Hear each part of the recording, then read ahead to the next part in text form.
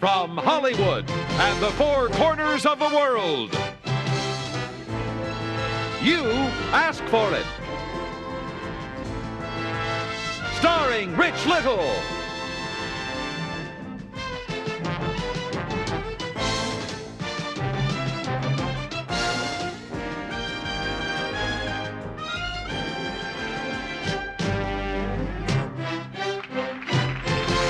Here's the star of You Asked For It, Rich Little.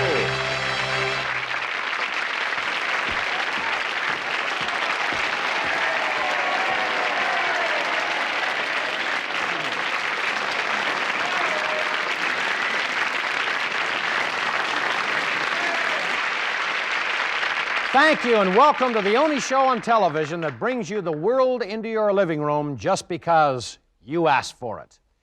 Tonight, take to the roads with England's Pony Express. See a man shot from a cannon. Hear the future Mozarts of Yugoslavia, and much more. First, having a baby is something special. Well, so is adopting one.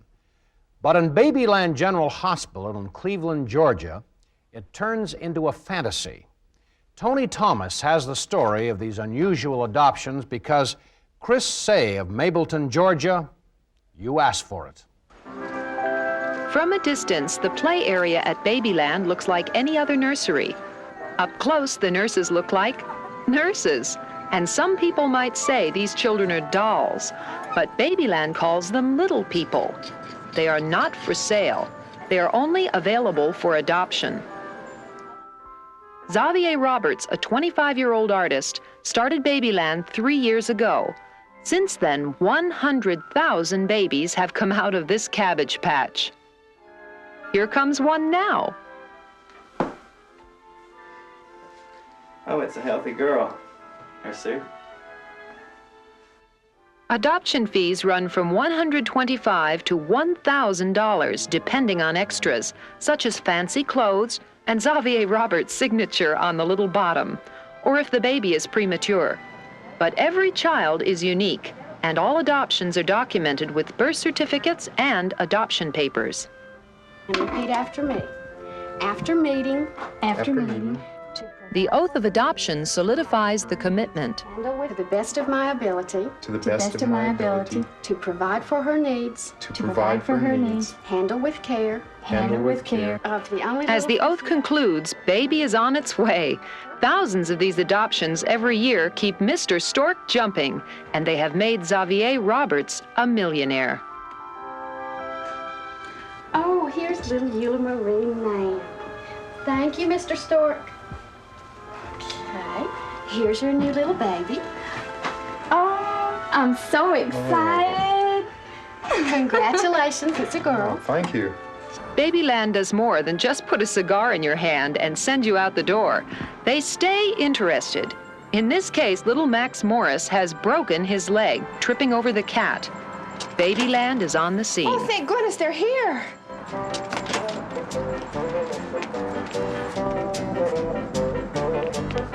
Hurry, quick.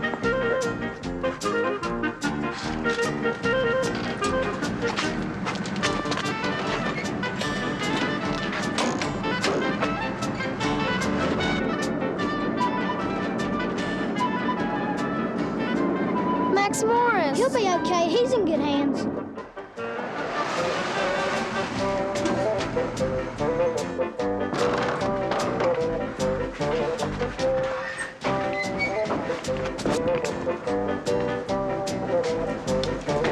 I'm sorry. Yeah, we got a good fracture here. We're going to have to set this real quick, so increase anesthesia. Scissors. Scissors.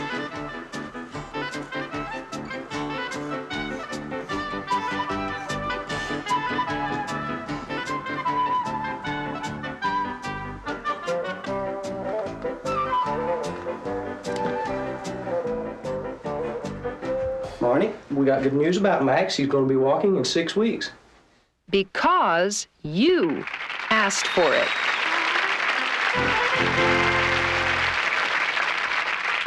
Xavier Roberts has built the sale of those fantasy babies into a $5 million a year business. Who says fantasy doesn't pay? Oh, incidentally, Dr. Roberts tells me that most of those babies have type O stuffing. Very important. Coming up next, we take to the roads with England's Pony Express. We'll be back.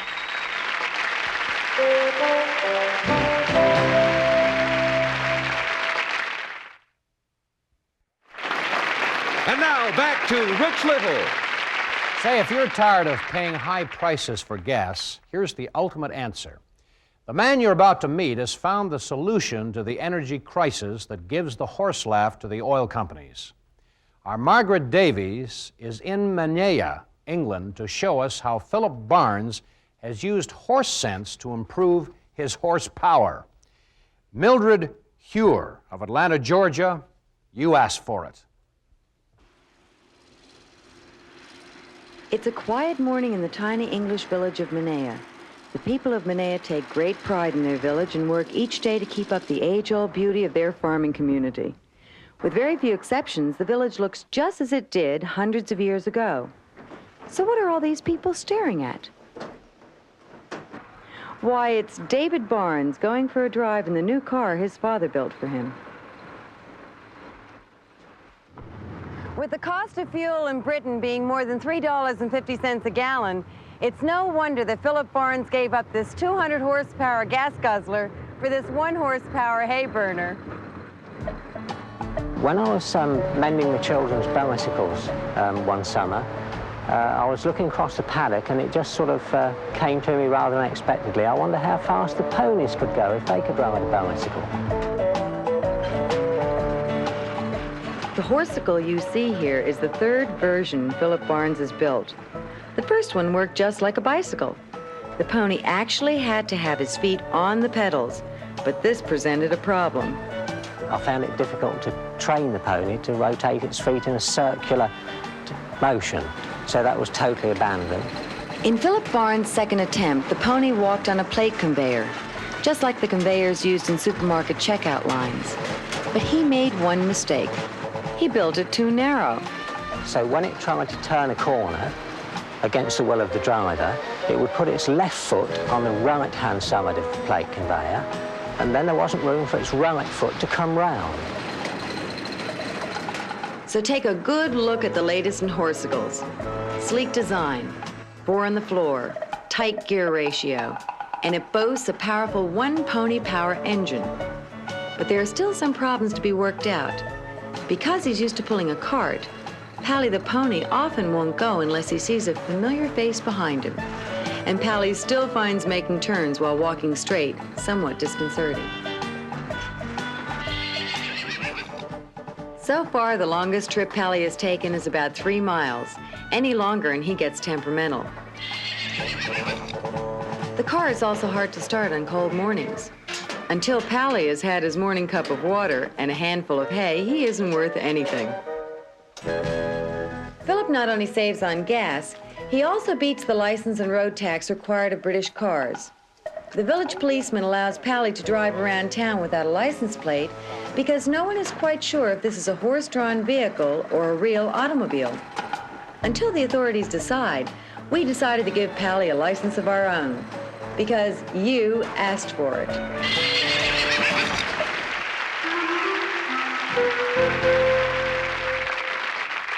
There's only one problem with that car. When you drive into a gas station and say, fill her up, you have to specify whether you want regular or unleaded oats. Very important. Driving a horse on the road sounds like fun, but it can't be any more enjoyable than the old black and white segments from the original You Asked For It, brought to us by Jack Smith. Here's Jack. Thank you, Rich. One of the great thrills of show business used to be seeing a man shot out of a cannon. It's a terribly dangerous act, and the reason it's so rare nowadays is that too many performers were killed or maimed. But we filmed perhaps the most sensational of all cannon shots in 1953 in Long Beach, California. It was a record for distance set by a very brave man. Watch. The cannon weighs 12 tons. It's 90 feet away from the net.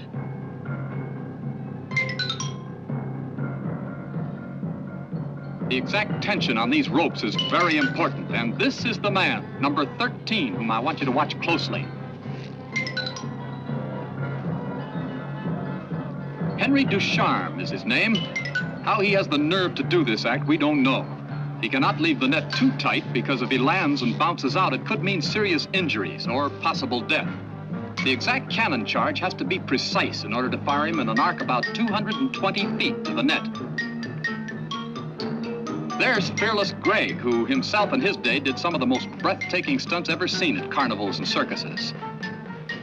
Daredevils make certain to take every necessary precaution.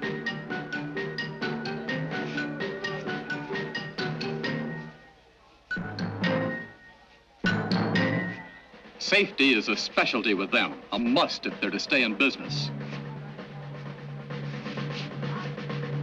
A word of good luck, and he climbs up. He's 30 feet when he gets up there to the muzzle, the top of the cannon. Twice Henry Ducharme has been injured, both times on the 13th of July. One broken arm, one broken neck.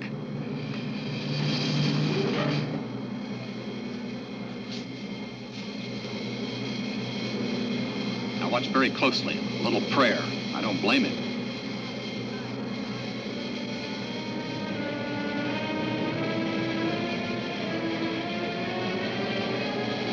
He literally loads himself into the cannon.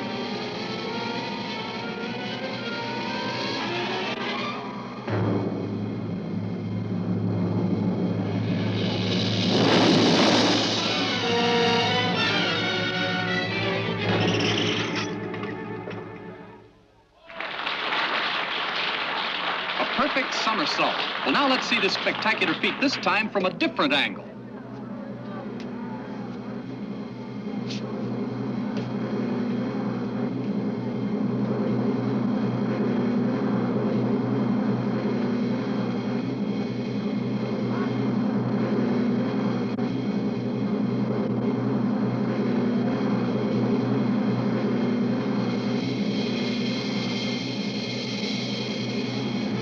Down in the muzzle.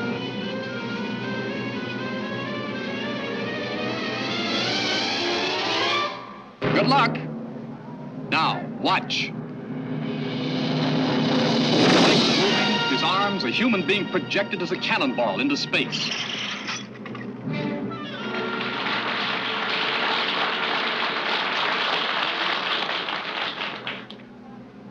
This time, slow motion.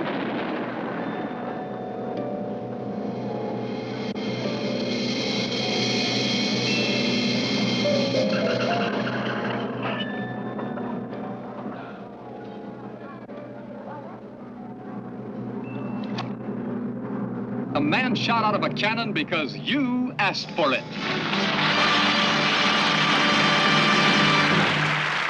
That was terrific, Jack. I hope he got traveling expenses. I do too. I need them. Coming up next, some future Mozarts from Yugoslavia who play up a storm. We'll be back.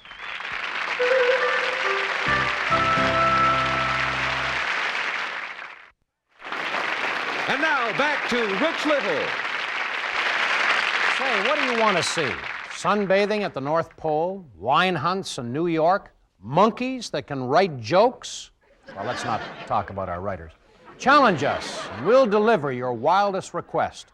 Just write to, you asked for it, P.O. Box 1980, Hollywood, California, 90028. In America, 6-year-old girls are still playing with dolls. But in Yugoslavia, there are kids that age who play Mozart. They're students at the Experimental Music School. Whiz kids in the world of music who have been accepted over thousands of young applicants because they showed musical genius. Our Dale Haramoto was on hand to see these brilliant stars of the future.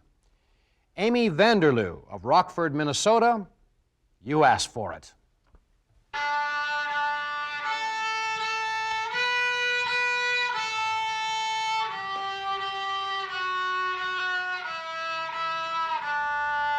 Yefimia Brajevic is only 6 years old, but she's already the star student at the Experimental Music School here in Kupria, Yugoslavia.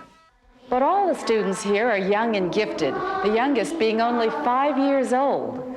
The school is sponsored by the Yugoslav government, and many of the students here, like Euphemia, are on government scholarship. Most students are recommended by their elementary school teachers. But Euphemia was too young to go to school when her parents first recognized that she had musical talent. She was tested at the University of Music in Belgrade, and the professors there discovered her musical genius.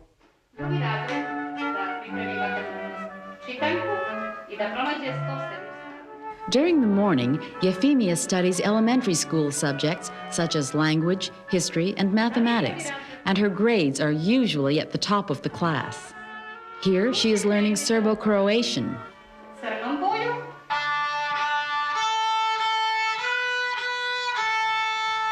The early afternoon is occupied by music lessons, basic exercises, and playing works of the old masters.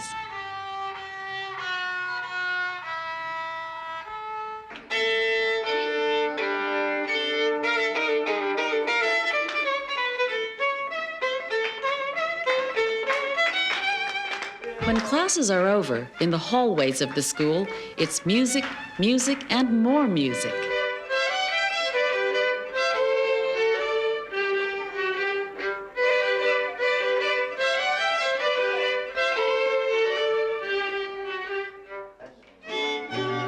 Not only do these children study and make music together, but they also live together as if they were a big family, with the older children looking after the younger ones. These children are unusual in their musical ability and in the intensity of their training. But when it comes to their free time, they're just kids.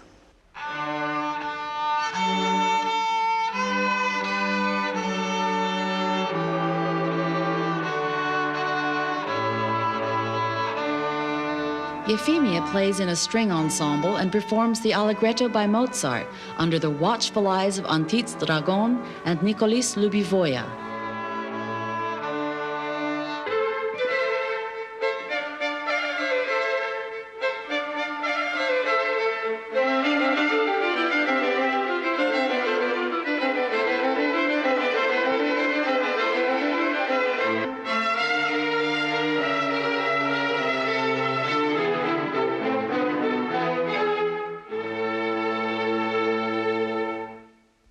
Most of these students will continue their study of music. Some of them may even go on to become world-famous artists. And if they do, remember, you asked for it.